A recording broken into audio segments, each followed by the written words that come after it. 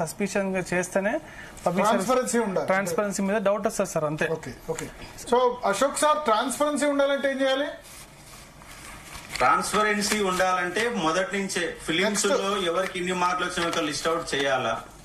అలాగే films problem ఏంటంటే mark list announce చేస్తే ఈయన ఇంత క్లెవర్ కాదు, ఎట్లా మార్కులు వచ్చాయి ఇట్లా అది చేస్తున్నారు, ఈయనకి ఇంత మార్కులు వచ్చేంత సీన్ లేదు, ఇట్లా కంపేర్ చేసుకుంటారు ఎదుటి మనిషిని. ట్రాన్స్పరెన్సీ లేదు కదా సార్. ట్రాన్స్పరెన్సీ ఉంటే కనుక ఇప్పుడు మెయిన్స్ మార్కులు వచ్చిన తర్వాత ఇతను ఇన్ని మార్కులు వచ్చేంత సీన్ లేదు, ఇతనికి నాకు తక్కువ వచ్చాయి ఈయనకి ఎక్కువ వచ్చాయి, ఎవరైనా తనకు తానే గొప్ప అనుకుంటారు కదా, అట్లా కూడా జరుగుతుంది కదా. ఇప్పుడు ఆ ట్రాన్స్పరెన్సీ లేకనే సార్ ఇప్పుడు జేఎల్ వచ్చిన వాళ్ళు డిఎల్ గా ప్రమోషన్ పొందిరు. వాళ్ళు తెలుగు మీడియంలో ఎగ్జామ్ రాసి ఇంగ్లీష్ మీడియం పేపర్లు దిద్దినటువంటి సందర్భము. పేపర్ వాల్యుయేషన్ లో చాలా గందరగోళాలు జరిగినాయని ఫస్ట్ డివిజన్ బెంచ్ లో సింగిల్ బెంచ్ లో చాలా క్లారిటీగా పెద్ద ఎత్తున ఒక నివేదిక ఇచ్చింది. డివిజన్ బెంచ్ పోతాలుగా మేనేజబుల్ గా మారి ట్రాన్స్పరెన్సీని లోపించినటువంటి సందర్భం కనబడుతుంది. ఇవాళ తెలుగు మీడియం వాళ్ళు సెలెక్ట్ అయింది కేవలం 9.95%. కానీ మెయిన్ సెలెక్ట్ అయిన వాళ్ళు 40% సెలెక్ట్ అయ్యారు. మరి ఫిలిమ్స్ లో గనక 40% సెలెక్ట్ అయినప్పుడు మెయిన్స్ లో ఫిలిమ్స్ క్వాలిఫై అయ్యే దమ్మున్నప్పుడు మెయిన్స్ లో ఎందుకు ఉండదు? అంటే కేవలం ఒక అవి చూచిరాత పరీక్షల్లాగా రైటింగ్స్ మార్క్స్ వేసే విధంగానే కొనసాగింది తప్ప ప్రతి తెలంగాణలో ఇవాళ గ్రూప్ 1 విషయంలో అడ్డంగా ఆగమైపోయిన పరిస్థితి.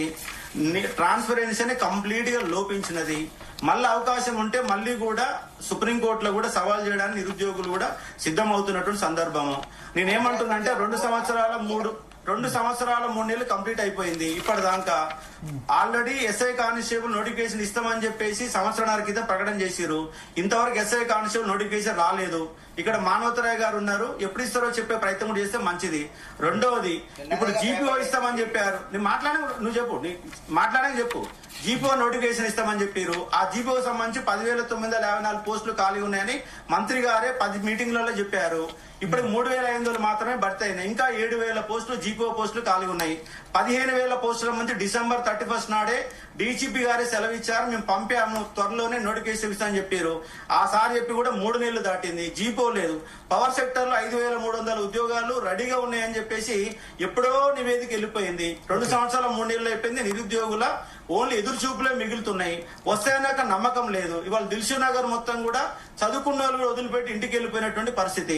ఆర్టీసీ క్రాస్ రోడ్ లో సిటీ సెంటర్ లైబ్రరీలో కనీసంగా 4,000, 5,000 మంది ఉండే సిటీ సెంటర్ లైబ్రరీ వాళ్ళ 400, 500 మంది పడిపోయింది.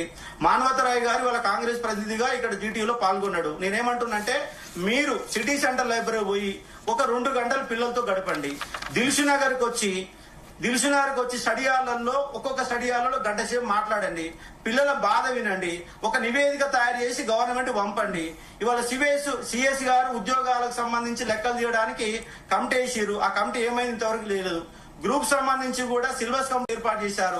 సిలబస్ కమిటీ ఇంతవరకు సమావేశాలు పెట్టిందా పెట్టలేదా, దానిపైన చర్చ మొదలుపెట్టిన అంశం కూడా క్లారిటీ లేదు. కానీ నిరుద్యోగులకు సంబంధించి మొదటి ఏడాదిలో 2 లక్షల ఉద్యోగాలు ఇస్తామంటున్నారు. సరే 2 లక్షలు ఇవ్వలేవు. మొదటి ఏడాది పోయింది, రెండో ఏడాది పోయింది. పాత ఉద్యోగాలు కొత్తగా వేసుకోరు, వద్దంటలేము. 67,000 ఉద్యోగాలు మీ ఖాతాలో వేసుకోండి. కనీసంగా మీరు అధికారం, ఎందుకంటే వాళ్ళ గురుకులకు సంబంధించి 9,000 పోస్టులు గత గవర్నమెంటే నోటిఫికేషన్ ఇచ్చింది, ఎగ్జామ్ పెట్టింది, రిజల్ట్ ఇచ్చింది. అలాగే గ్రూప్ 4 సంబంధించి 8,000 ఉద్యోగాలకు నోటిఫికేషన్ ఇచ్చింది, ఎగ్జామ్ కూడా పూర్తయింది. అలాగే కానిస్టేబుల్ ఎస్ఐ ఎగ్జామ్ సంబంధించి గ్రౌండ్ పెట్టారు, రిజల్ట్ కూడా ఇచ్చారు. రిజల్ట్ వచ్చినాక అన్ని వచ్చినాక నియామక పత్రాలు మాత్రమే ముఖ్యమంత్రి రేవంత్ రెడ్డి గారు ఇచ్చారు. రేవంత్ రెడ్డి గారు ఎక్కడికి సోమాజిగూడ ప్రెస్ క్లబ్ లో పాల్గొన్నారు. రాహుల్ గాంధీ గారు మన ఆర్టీసీ క్రాస్ రోడ్కి వచ్చారు. అలాగే ప్రియాంక గాంధీ గారు సరూనగర్కి వచ్చారు. అద్భుతమైన మేనిఫెస్టో ఇచ్చారు. నాలాంటి చదువుకున్న వాళ్ళు కూడా కాంగ్రెస్ మేనిఫెస్టో చూసి మోసపోయి ఎవరు మనం ఇప్పుడున్న పరిస్థితులలో కాంగ్రెస్ కి ఓటేయాలని స్వయంగా వీడియోలు చేసి మహబూబ్ నగర్ జిల్లా మొత్తం తిరిగి ఆయన ఉన్నటువంటి ఆ తెలంగాణ ఇన్ఛార్జి గారితో మాట్లాడి మేమంతా తిరిగి వాళ్ళకి ఓటు వేయించినాం. ఓటు వేయించిన పుణ్యానికి ఇవాళ మానవతరాయ లాంటి వాళ్ళు మాట్లాడుతున్న ఒక సందర్భం, ఇవాళ అమ్మ నా బుద్ధులు తిడుతున్నటువంటి సందర్భం కనబడుతుంది. ఆయన ఎక్కడ పోయినా ఎవరిని మాట్లాడనివ్వడు. ఆయన ఏం మాట్లాడుతూ ఆయన కూడా నువ్వు మాట్లాడలేదు, నన్ను మాట్లాడలేదు మళ్ళీ మీరు మొదలు పెట్టకండి ఇక. మెయిన్స్ లో పేపర్ వాల్యూస్ ఎట్లా జరిగిందో తెలుసుకోవాలా. మెయిన్స్ లో ఎన్ని పేపర్లు ఉంటాయి, ఎన్ని మార్కులు వచ్చినాయి, నీకు రాకపోతే జనరల్ ఎస్ఏ ఉంటది, ఫిఫ్త్ పేపర్ రాయటం రాదనుకుంటే పేపర్ ఏముంటది, సిక్స్త్ పేపర్ ఏముంటది. తెలంగాణ బిడ్డలకేమో 100 మార్కులు వస్తాయి, ఆంధ్ర వాళ్ళకేమో 100 మార్కులు వస్తాయి. అసలు తెలుగులో చెప్పండి. చదువుకున్నోడు నీడే క్లోజ్ చేయాలి, మనం 2 minutes లో క్లోజ్ చేయాలి. ఇంగ్లీష్ మీడియం లో 100 మార్కులు వస్తాయి. 23లో క్వాలిఫై అయిన వాడికి 100 మార్కులు వస్తాయి. మార్కులే రావు. మొత్తం పేపర్ గందరగోళం చేసి అడ్డంగా హైకోర్టు డివిజన్ గందరగోళాలు మొత్తంగా గ్రూప్ అనేది మొత్తంగా అది కంప్లీట్ గా అది అర్హులైన అభ్యర్థులు కాకుండా రేవంత్ రెడ్డి అభ్యర్థుల కోసమే నియమించారు. నాకు తెలిసి 563 పేపర్లు. Okay thank you. చర్చకు సమయం ఆసనమైంది, క్లోజ్ చేయాల్సిన సమయం ఆసనమైంది. థ్యాంక్ యూ ప్రత్యూష గారు, సార్, అర్జున్ గారు, అదేవిధంగా సార్ మానవతారాయ్ గారు, అశోక్ సార్. మొత్తానికి గ్రూప్ 1 సంబంధించి అయితే ఇంకా సుప్రీంకోర్టు క్లియరెన్స్ ఇచ్చింది. నిరుద్యోగులైతే ఇక జాబ్ క్యాలెండర్ తీసుకొస్తా అంటుంది ప్రభుత్వం, తీసుకొస్తుందనే ఆశిద్దాం, మాట నిలబెట్టుకుంటుందని ఆశిద్దాం. ప్రతిపక్షాలు, ప్రభుత్వము, రాజకీయ పార్టీల ట్రాప్లో అయితే పడకండి. వీళ్ళు 2 లక్షలు ఇస్తా అంటే ఇంకోటి 3 లక్షల ఉద్యోగాలు ఇస్తా అంటాడు. మొత్తం ఉన్న ఉద్యోగాలన్నీ ప్రభుత్వ రంగంలో.